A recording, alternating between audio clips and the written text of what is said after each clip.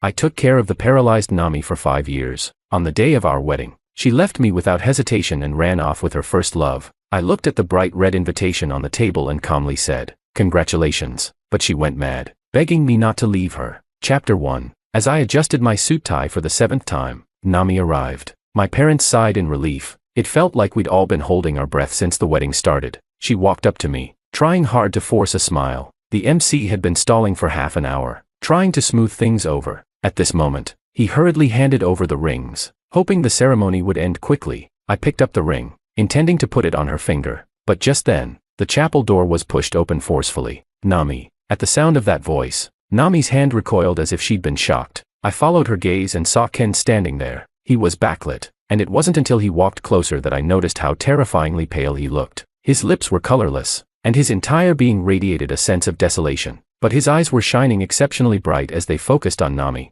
"Nami, I'm sorry I'm late." Nami's eyes immediately reddened, and when she looked at me again, her gaze was filled with overwhelming guilt. Yes, guilt. She didn't need to say anything. I already understood her choice. I chuckled bitterly and clenched my left hand tightly. The sound of chopsticks falling to the ground broke the silence in the banquet hall, and murmurs began to rise. My fingers unconsciously rubbed the ring in my palm. It was her favorite brand, her favorite style. We had picked it out together, symbolizing belonging to each other forever. We just stood there, staring at each other. I was on the stage. She was off it. I didn't rush her. I wanted her to willingly marry me. Ken coughed a few times at the perfect moment, almost pleading as he looked at Nami. Nami suddenly took 2 steps closer to me. "Hiro, I'm sorry, but Ken needs me now." "What about me?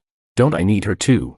All these years of companionship and care were ultimately outweighed by Ken's simple words. "I need you." She stopped looking at me, turned around, and resolutely took Ken's hand, running toward the light streaming in from the door, as if that was the happiness she had long awaited. I stood there, watching their determined backs. She didn't look back, not even once. Chapter 2. Nami Song and I have known each other since childhood. Our parents were good friends, so we could be considered childhood sweethearts. In elementary school, Uncle Song's business encountered problems, and unable to cope, he chose to commit suicide. The atmosphere at home was gloomy, and Aunt Song cried every day. A few days later, she also followed Uncle Song. During that time, anyone who saw Nami would feel a deep pity for her. She was like a bird with broken wings, fallen into the mud. She had no strength to resist her bad luck, and she couldn't even protect herself. She would bow her head and shrink into a corner whenever she saw people, and she didn't like to talk. Her relatives saw her as a burden, shuttling her from one house to another. In the end,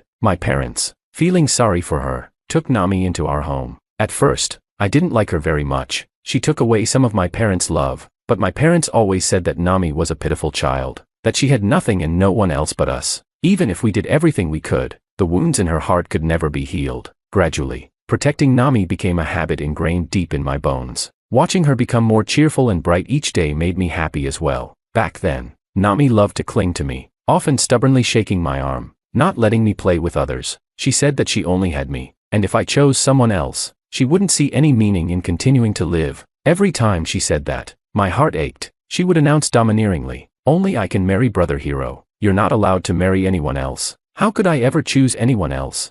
It had always been her. But after high school, everything changed. She fell in love with someone else. I first heard of Ken on my birthday. It was the first time she didn't spend my birthday with me. She went to the outskirts instead. I was so scared that I didn't even have time to blow out the candles before I went out to find her. When I found her, she was nestled in Ken's arms, playing with sparklers. In the small glow of the lights, she looked up at Ken as if he was her whole world. My heart tightened, and I almost fled in panic. That rascal Ken, what right did he have? Always with his overly long hair, always surrounded by a gang of rowdy people, and obsessed with speed and excitement. Someone so unreliable, so irresponsible. What could he possibly give Nami? Protecting her, offering her everything good on a silver platter had almost become second nature to me. So, naturally, I went to warn Ken. I told him he wasn't good enough for Nami and warned him to stay away from her. If he wanted compensation, I was willing to give him money. That night, Nami barged into my room and threw a bank card in my face. "Hiro, Ken and I aren't as fortunate as you, but we still have our dignity. Do you think that by humiliating him, I'll look down on him and get together with you? You really make me sick." My lips moved, wanting to explain, but my throat was so dry that no sound came out. I couldn't believe it. This was the girl I had protected since childhood. This was the person I had loved for so many years. She said I made her sick. Sick. Nami looked at me angrily. "From now on, My business is none of your concern, or I'll die with Ken. My vision went dark, and I collapsed onto the bed. She was already gone, like a gust of wind. It turns out, I never truly held her, nor did I ever really understand her. I thought she was a flower that needed protection, sunlight, and rain, but she was a wind with no center. What she wanted was freedom. That night, she didn't come home, and I didn't go out to find her. It seemed like I had lost the reason to go after her. This decision haunted me for many years. I didn't sleep that night. I just sat on the sofa, waiting for her until dawn. The next time I heard about her, she was lying in a hospital bed, her entire body wrapped in bandages. You couldn't even recognize her original appearance. She was so proud, so vain. Ken had taken her street racing the previous night, and they had crashed on a curve. Her whole body was covered in fractures, and her legs could no longer stand. After the accident, Ken disappeared without a trace. It was a street cleaner who called 911. I regretted it so much that I slapped myself twice, blood seeping from the corners of my mouth. Then I wiped my tears away and went to stay by Nami's side. I was determined to help her walk again. I started accompanying Nami through her rehabilitation, helping her restore her appearance. She fell countless times and cried countless times, and I was always there. When the pain was too much, she would bite my arm, leaving it bloody and raw, and then cry and apologize to me. Whenever she lost hope after another fall, she would dump her food on me, but I didn't mind any of it. Nami would say to me, "Hero, when I get better, I'll marry you. I'll wear the most beautiful wedding dress and be the most beautiful bride, and you have to give me the most perfect wedding." I would always smile and agree, looking forward to the day she would marry me. In truth, every second we were together, regardless of whether Nami could stand or not, I wanted to marry her. We persisted for 5 years and created a miracle. Nami could finally walk like a normal person. We dated, got engaged, and then anxiously awaited our wedding day, just like any loving couple. But the night before the wedding, Nami received a message. Without saying a word, she rushed out of the house. I knew who it was. Other than Ken, I couldn't think of anyone else. I stood by the window, watching them hold each other tightly, a pair of star-crossed lovers, entwined in the rain. When she came back, she didn't say a word, and I pretended nothing had happened. I wanted to make one last bet, a bet that they were only saying goodbye, a bet that all these years of companionship weren't worthless. Now, it seems I lost. Perhaps I never won. Chapter 3. I took a deep breath and slowly exhaled, forcing a polite smile as I took the microphone from the MC. "Everyone, I'm sorry, but today's wedding is cancelled. However, please enjoy the food and drinks, and I hope you have a good time." My parents looked upset, but they couldn't bring themselves to scold me. My mother held me close, quietly sobbing. I kept smiling, trying to comfort them. I didn't need to ask around. I already knew that our family had become a laughingstock. I wasn't afraid of the gossip. I just felt sorry for my parents, who had poured their hearts into 2 children, only to be heartbroken by both. Looking at the wrinkles on my parents' faces, I realized that they had really aged. 4 years, I had focused entirely on Nami, with her occupying both my heart and mind. I had forgotten how long it had been since I had spent quality time with my parents. "Mom, Dad, I'm sorry. From now on, I'll spend more time with you." My mother gently patted my head, just like when I was a child, and carefully said, "All right, our hero is the most filial child. In a few days, I'll find a good girl for you, and we'll go on a date." My father chimed in, "Exactly. How could my son not have anyone?"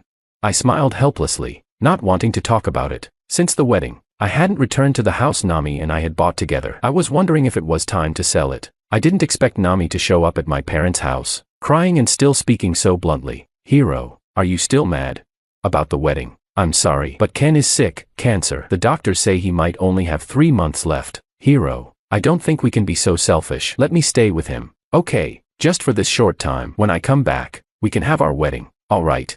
I softly asked her, "How long is a short time?" "Until he dies. A week, a month, a year." Slap.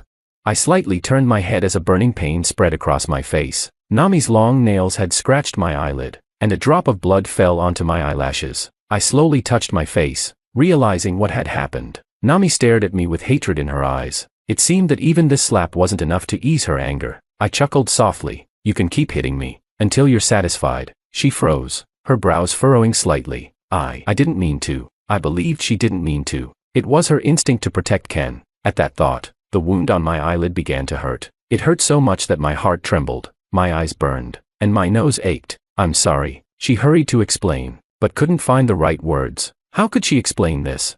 When it comes to feelings, even I can't explain them. I also didn't understand why. Even though Ken appeared so late, Nami loved him so deeply. My mother looked at me with pity. angrily calling Nami an ungrateful wretch and telling her to leave. Nami didn't move, just stood there with tears in her eyes, looking at me. In the past, whenever she looked at me like this, I would agree to whatever she wanted. But this time, I couldn't tell if her tears were genuine. Nami, let's break up. When I said those words, my heart ached sharply, but what followed was a long-lost sense of relief. Nami suddenly became furious. Hiro, are you threatening me?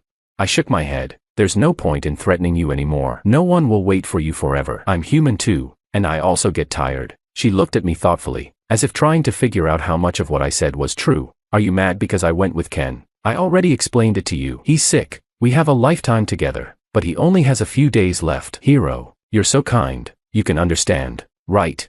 I nodded and said, yes, but what I'm talking about now is our relationship. Nami, I don't want to continue this anymore. She suddenly smiled. Hiro, I know you're angry. Calm down first. I won't bother you for the next few days. With that, she left as if fleeing. Nami thought I was throwing a tantrum. I was also surprised that all the years of attachment and reluctance seemed to disappear the moment she threw away the ring, like morning mist, vanishing as soon as the sun rises.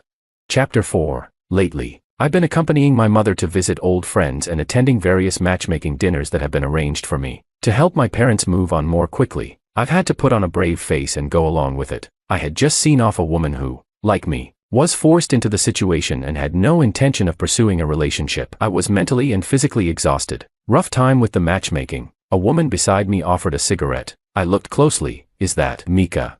Have I changed that much? Mika asked with a playful smile, her demeanor sharp and confident. I relaxed quite a bit. Want to grab a bite? My treat. She nodded her head, signaling me to go inside. Mika was my high school classmate and was also Nami's close friend during school. There were rumors that she was a habitual thief, and I had often advised Nami to stay away from her. But Nami, being the loyal friend she was, defended Mika staunchly. So my impression of Mika was quite negative. I never imagined I'd willingly ask her out for a meal, but it was during this meal that a seed of doubt was planted in my mind. Mika had indeed changed a lot. She was no longer shy but had become witty and humorous. She mentioned that over the years, she had been involved in protecting endangered animals and had even encountered real-life danger. By the end of the meal, I could hardly connect her to the old Mika I once knew. She had seen the world, experienced far more than I ever had. When I noticed the thick calluses on her palms, I couldn't help but feel a deep sense of admiration for her. As I was driving her home, I said, let's have dinner again sometime. I wanted to hear more about the world I had never seen.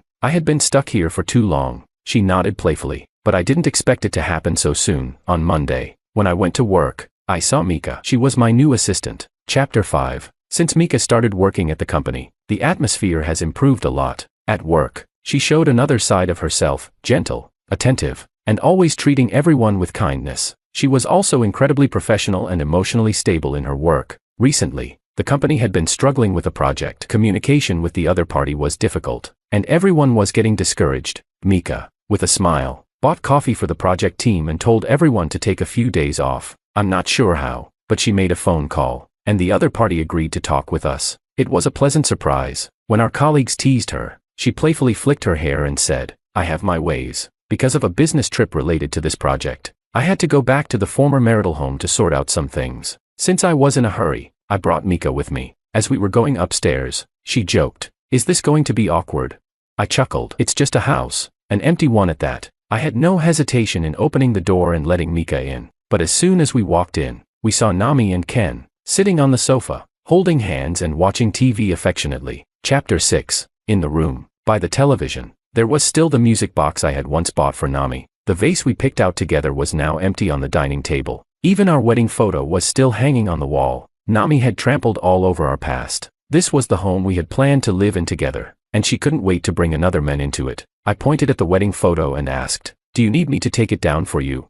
Nami looked a bit embarrassed but tried to keep her composure. Don't misunderstand. We don't have anything going on. I don't want to know about your business. But this house will be up for sale soon, so I'll have to ask you both to leave. I turned to Mika and instructed, get this house listed tomorrow. Nami's hysteria halted, and she stared at Mika in disbelief. Mika had changed so much that even her former best friend couldn't recognize her. Nami, long time no see. Nami's initial fierceness quickly turned into unease, and she looked at us searchingly. Hiro, why are you with her? Does it concern you? That remark successfully enraged Nami, and she lunged at Mika, trying to hit her. I reacted quickly, blocking her, but without realizing my strength, I pushed Nami to the ground. I instinctively wanted to help her up but then caught myself and stood back. Sorry, I didn't control my strength. But Nami, you need to apologize to Mika. Nami looked at me, bewildered. Apologize? You want me to apologize to her? I nodded. She stubbornly lifted her head to look at me, her eyes gradually reddening and filling with tears. It was that same expression she always used to force me to back down. But now, looking at her tears, all I felt was annoyance. Seeing that I wasn't moved, Nami dropped her pretense of grievance and restraint. Hero, I will never apologize to a thief. I glanced nervously at Mika, but she seemed unbothered. I said, Nami, when you leave, please leave the key. I'll sell the house as soon as possible. She seemed to grasp my resolve, and after a moment of silence, she crouched on the floor and burst into loud sobs. In all these years, I had never seen her like this, and I awkwardly thought of going to comfort her. Ken finally seemed to snap out of it and shoved me aside to help Nami up. Cough, cough. Hero, how can you treat Nami like this? Just because she didn't marry you for my sake, no matter what. She's still your sister. How can you be so heartless? The smugness in his eyes stung me. He was laughing at me, laughing at how all these years of companionship had become a joke, laughing at how all these years of deep affection had become worthless. Get out. Ken's chest heaved, his face turning ashen as he began coughing violently. Nami glared at me hatefully, grabbed Ken, and stormed out. She turned back and shouted at me, Hero, you've gone too far. It's just a broken down house, and you're using it to humiliate us. We'll leave right now, and I'll never come back. You better not regret this. I wearily leaned against the sofa, the argument leaving me with a headache. Mika hesitated before coming over to support me, softly reminding me, we need to get to the airport. Chapter 7. Mika handles work with ease. With her around, negotiations are incredibly efficient. She speaks several languages, and her wine critiques leave the other party nodding in agreement. I couldn't understand why someone like her would have stolen things back in school, but now, I admit I'm drawn to her, curious to know more about her. Just as my curiosity was beginning to blossom, Nami sent me a video late at night. In the video, Mika was on a yacht, wearing a figure-hugging gown, gracefully holding a glass of wine. I couldn't hear what she was saying to the 3 or 4 men around her, but she was laughing freely and openly. Nami said, Hero, don't be fooled by her. I'll be waiting for you at home. I clenched my phone tightly. What kind of person is Mika, really? Chapter 8. Mika transferred to our school during our second year of high school. Back then, she was always quiet, very pretty but not very talkative, and her grades were exceptional. Later, some classmates noticed that she was often picked up and dropped off by luxury cars. Because of these rumors, she became even more silent and had no friends. But Nami started sticking to her like glue, and I had the occasional chance to talk to her. In my memory, Mika was particularly gentle, with dimples when she smiled. One day, on the way home, Nami secretly told me that Mika's mother was the mistress of a rich man. Although I was surprised, I knew it wasn't right to comment on someone else's private affairs, and I reminded Nami not to spread it around. But somehow, the rumor spread, and everyone knew about it. Nami even blamed me in front of Mika for spreading it. To prove my innocence, I investigated the source of the rumor. To my shock, it pointed back to both me and Nami. I could swear on anything that I never said a word, not even in my sleep. Given how fiercely Nami accused me, she obviously didn't say anything either. Could it be that someone overheard us talking? In the end, the matter was left unresolved. Mika soon transferred to another school, and we only heard occasional updates about her, winning awards, going abroad, but no one knew any specifics. Chapter 9. On the last day of the business trip, the project team finally had a chance to relax, and everyone clamored to go to a bar. Mika, when drunk, was both clingy and adorable, refusing to be pried off the sofa. I rarely saw her like this, and, holding back my laughter, I managed to get her back to the hotel, finally breathing a sigh of relief. After settling her on the bed, I went to the bathroom to wet a towel, intending to wipe her face. When I came out, Mika was sitting upright on the edge of the bed, her eyes unfocused as she stared at me. I chuckled and handed her the towel. Drunkard, if you're awake, wipe your face yourself. She didn't move and suddenly spoke. Hero, I like you. What? She sniffled, her eyes wide, taking deep breaths and even giving herself a little pep talk. Her adorable expression made me laugh again. I liked you from the moment I first saw you after transferring in the second year. Even after all these years, I still like you. Back then, you were with Nami, but now you're single. Can I chase after you now? She likes me. Amid my shock, I felt a faint sweetness in my heart, but before I could gather my thoughts, Mika slumped back onto the bed and quickly fell asleep. I was left sitting there, unsettled and lost in thought. I carefully considered my feelings for Mika. After spending time with her these past few days, it would be a lie to say I wasn't moved. Her charm is impossible to ignore, and being with her makes me feel like there's so much I can do. I don't feel powerless, helpless, or resigned. She's the kind of girl who brings vitality to those around her. I think anyone would be drawn to her, would fall in love with her, but I'm puzzled. Back then, Nami was already with Ken. Why did she lie to Mika, saying that we were in a relationship? Chapter 10. Not long after returning to the company, rumors about Mika's mother being the mistress of a wealthy man began spreading like wildfire again. I specifically ordered everyone not to talk about it at the company, but the effect was the opposite, because Mika had helped the company secure a partnership through her own connections. My attempts to stop the gossip only made people believe the rumors were true. I felt both sorry and a bit heartbroken for her. Remembering her timid and helpless expression from high school, I felt a pang of guilt. Now, under my watch, something like this was happening all over again. I had caused her to be hurt once more. I suggested that she take a few days off, or maybe go on a trip. I even offered to accompany her if she didn't mind. But Mika rejected all of it. She was no longer the pitiful little girl from back then. She didn't care at all, continuing to greet people warmly and staying focused on her work. This only strengthened my belief that even if the rumor was true, Mika was innocent. She couldn't choose who her parents were, could she?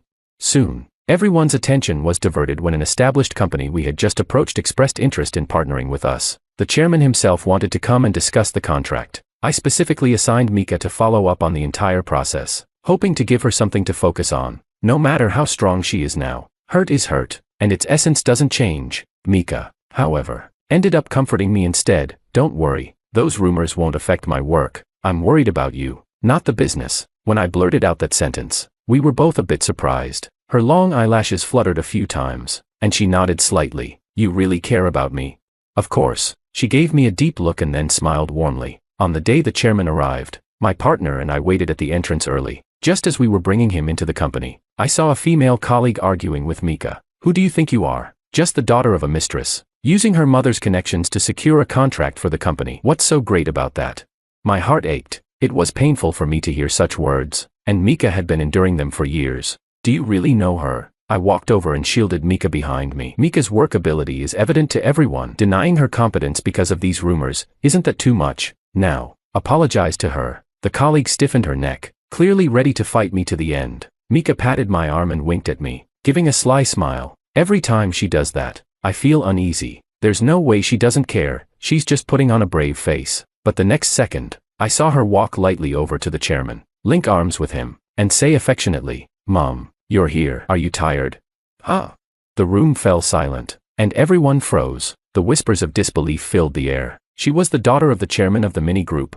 With Mika's help, the partnership was successfully secured. After sending everyone off, I asked Mika, why didn't you tell me about your relationship with the chairman? That way, those nasty rumors wouldn't have spread. She glanced at me, blushed, and quickly lowered her head. Take a guess. I was left speechless. I think I'm starting to understand. Chapter 11. Mika informed me that there was an interested buyer for the house, so I had to go back and move everything out. As I got closer, I felt a strange sense of displacement, as if I were stepping into a different world. Even the ads in the elevator hadn't changed. To my surprise, Nami was still living there. When she saw me, her face lit up with a smile. You're back. Was work tiring? It's a good thing I bought groceries today. I'll cook, and you can stay for dinner. Okay. Her tone was so natural, as if nothing had ever happened between us. Maybe she didn't realize it, but the more she acted like this, the more it showed how much had already changed between us. Before, she would never speak to me in such a flattering way. She wouldn't buy groceries, much less cook. She was trying to win me back, though I couldn't understand why. No need. I'm just here to move my things. This house has already been sold. Nami stopped what she was doing. Are you really breaking up with me? Are you with Mika now? I nodded. I've always been serious about us breaking up. Didn't you see her? Like a social butterfly, flitting around those men. You're breaking up with me for her. Looking at Nami, I realized that all these years, I had never really known her. Nami, did Mika really steal things back in school? Did she actually tell you that her mother was a mistress? She still insisted yes, but there was a fleeting moment of guilt in her eyes. Why had Nami become like this? I couldn't understand. Even if we weren't together, I still wanted her to be okay. Nami, you know very well that Mika's mother is the chairman of the mini group. She looked at me in horror, her eyes darting away. I couldn't have known that. She had been to Mika's house. How could she not know? How could she bear to hurt her best friend, to harm someone so wonderful? At that moment, my disappointment in her finally reached its peak. I didn't want to say another word to her. Leave. I'll have someone send your things to you. She wavered, leaning against the wall for support, her lips trembling. You don't want me anymore? Yes, Hiro, I interrupted her. Before I say something I'll regret. She clutched her chest, laughing bitterly. Hiro, do you think no one else would want me besides you? She shoved me aside, slamming the door so hard it echoed. The next day, as soon as I arrived at the office, Mika stopped me, pointing to my office. She said Nami was waiting inside. As soon as I pushed the door open, Nami shoved a bright red invitation into my hand. Ken and I are getting married next week. You're invited. Chapter 12. I looked at the invitation and carefully put it away. Congratulations. I meant it sincerely. Nami looked at me in shock, enunciating each word. Hiro, I just told you I'm marrying another man, and you congratulate me. Is that all you have to say?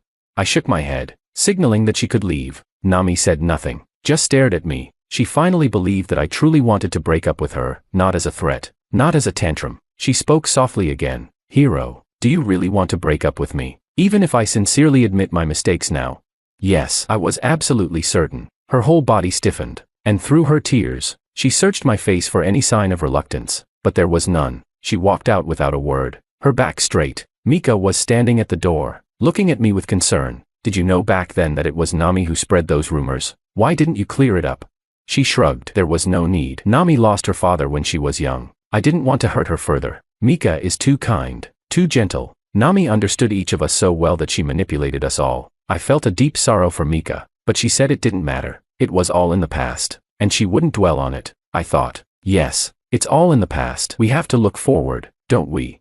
I glanced at Mika's profile, and the morning sunlight made her face look so beautiful. At that moment, I finally understood my feelings. I like Mika. I spent a long time preparing. Every corner of the quiet restaurant bore traces of my careful arrangement. There were the rabbit dolls she liked, blue roses with dewdrops, and Mika, who knew nothing of what was to come. Mika, I like you. I don't want to miss out on you again. Please allow me to love you passionately and sincerely in the days to come. She burst into tears, and I cried along with her. It was wonderful. True lovers will always find a way to be together. Chapter 13. I invited Mika to attend Nami's wedding with me. She looked at me intently. You don't have to go if you don't want to. Everything takes time, and I trust you. I sighed and gently pinched her cheek. It's really okay. The fact that I've confessed my feelings to you means that I've truly moved on. But no matter what, she grew up with me, and I've always hoped she could be happy. The wedding was held in a very shabby little restaurant. The environment was terrible, and the sound of the suona, a traditional Chinese wind instrument, was so loud that it drowned out all conversation.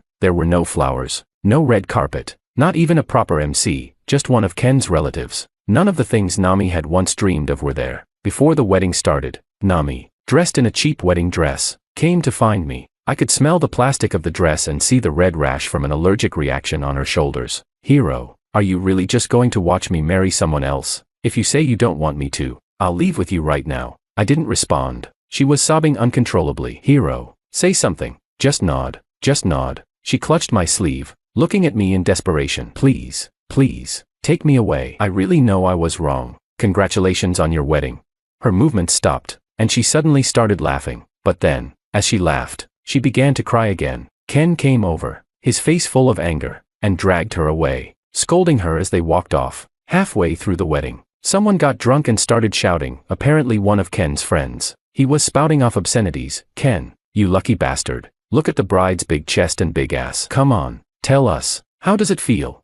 Someone else laughed loudly, egging him on. Nami looked at Ken for help, but he just looked proud, rubbing his fingers together and saying, of course my girl feels amazing. He didn't seem to think his friend was insulting his wife. If anything, he seemed proud that Nami was being ogled. Nami's face went pale, tears welling up in her eyes. She lowered her head, standing silently, as if she had fallen into a bottomless pit. I didn't want to see any more, so I quickly took Mika and left. Chapter 14. After that, I heard less and less about Nami. One day, a friend insisted on dragging me to a bar to celebrate his birthday. I couldn't refuse without dampening the mood, so I went along. To my surprise, I saw Ken with two women on his arms. The women took turns kissing him, making him laugh heartily. He pulled a watch and a bracelet out of his pocket and gave them away without a second thought. I recognized those items. They were things I had bought for Nami. I didn't want to get involved. How they lived their lives was their business, not mine. But I lost any desire to stay, so I made an excuse and left. While waiting by my car for a driver, Ken came out and spotted me. He staggered over. Hiro, you drive such a nice car, but what good is being successful if you can't even keep a woman?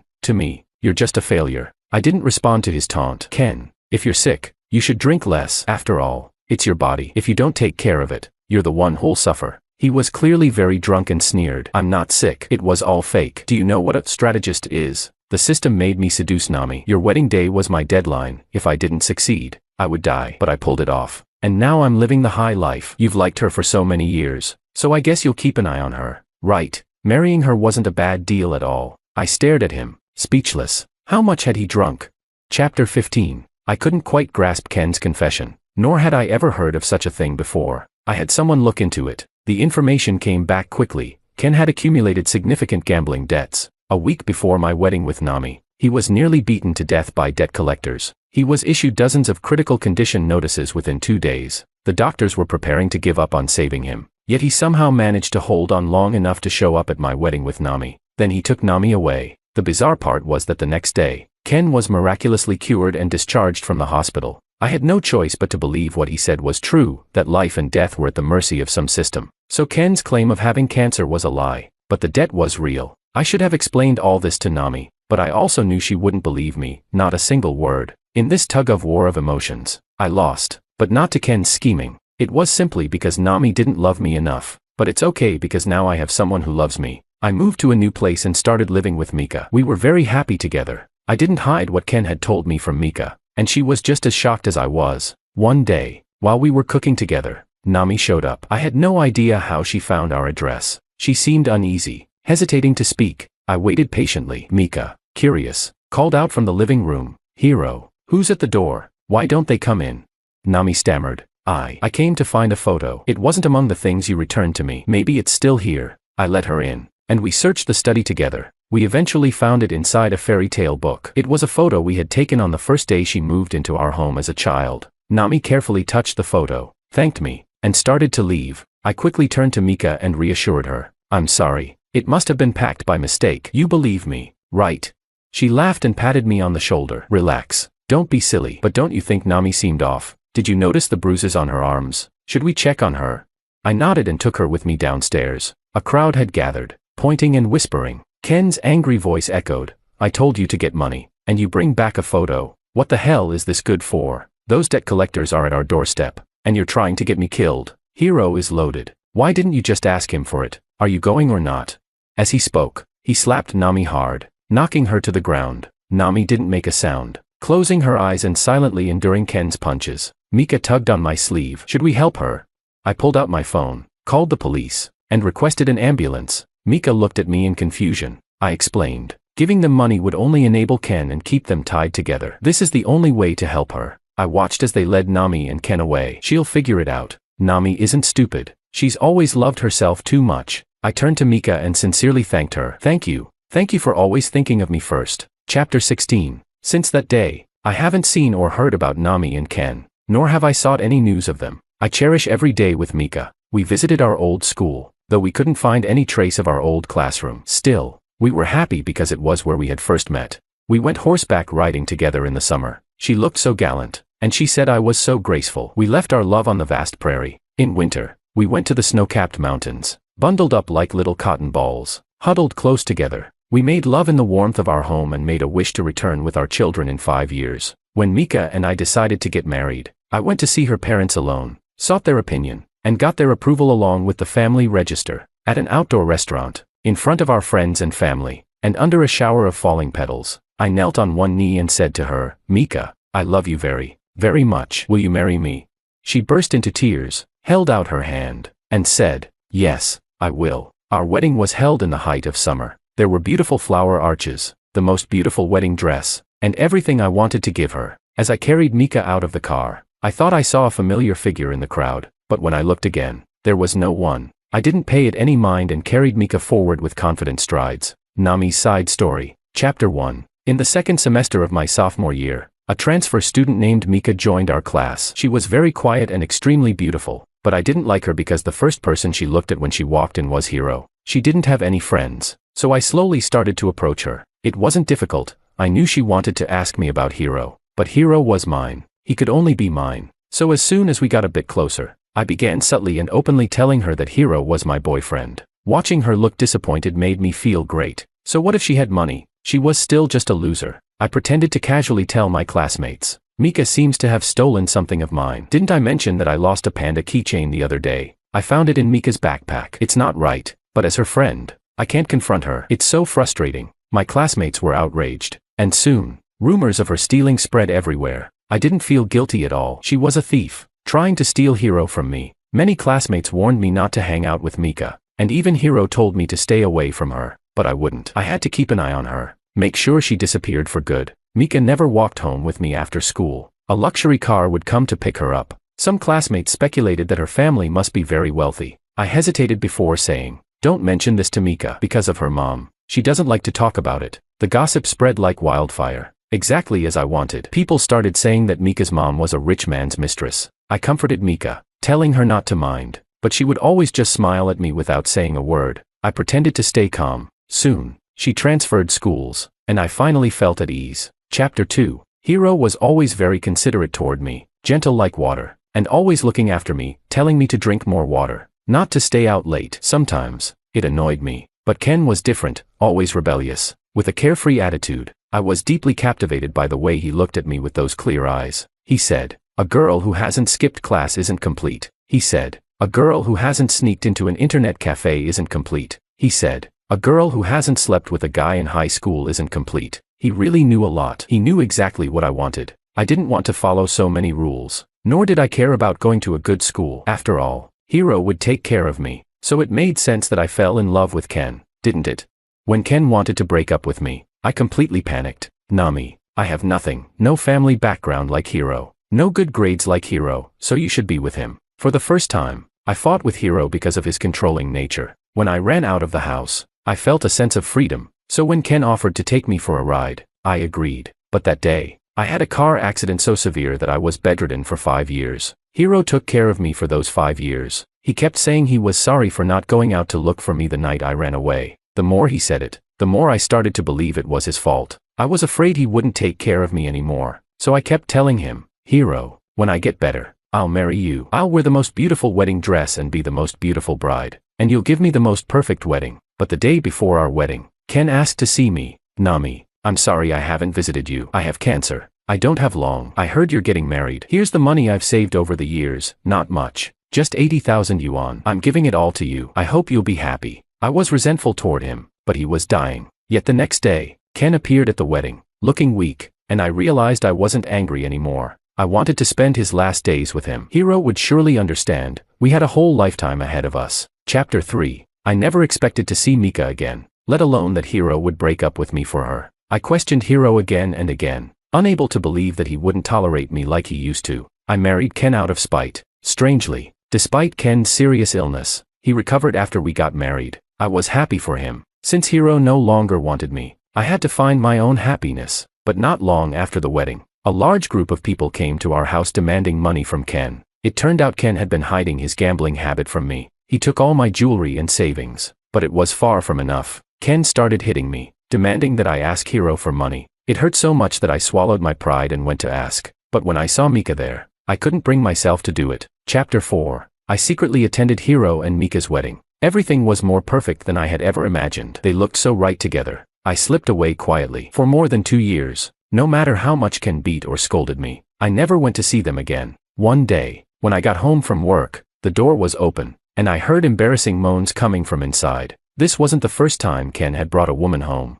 but suddenly, I couldn't bear it anymore. I went to find Hiro again. Life had worn me down to the point where I had no shame left. Uncle and Auntie were there too. They had aged so much, their hair graying at the temples. I hung my head in embarrassment, tears streaming down my face. Uncle said, "Come in. If you need help, come home. I may be old, but I can still stand up for you." It felt like a slap in the face, and I was overwhelmed with shame. What had I been doing all these years?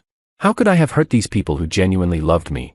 The divorce was actually quite easy. Ken tried to demand a huge sum, but after going through legal procedures, he only got a portion of our marital assets. Ken wasn't just an ordinary person, he was an extremely vile one, and I had put him on a pedestal. I sincerely bowed to Mika. "I'm sorry for what I did to you before. I hope you can forgive me." She smiled quietly, just like she used to. "I never blamed you. Congratulations. And I hope you live well. I got a new job, and I visit Uncle and Auntie whenever I can. Life is now stable and fulfilling."